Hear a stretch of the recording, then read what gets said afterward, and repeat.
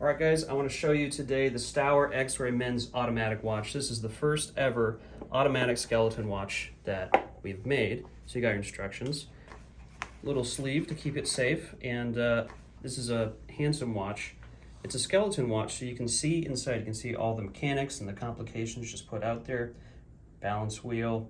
You've got a sun and moon display here on the 3 o'clock.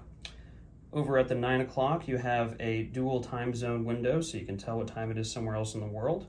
And not only is the front see-through, but the back is as well. So you can see all those great mechanisms whirling away as you're wearing this watch. As you can see, it's a handsome watch. It's got a rose gold finish. It's got a crocodile embossed genuine leather band, a 22 jewel movement of rubies. For those of you that don't know, the more jewels you have in a watch, the better. The jewels keep everything moving, reduce stress on the other parts of the watch, the mechanics. It's a beautiful piece, very masculine, but also has such a nice sense of design.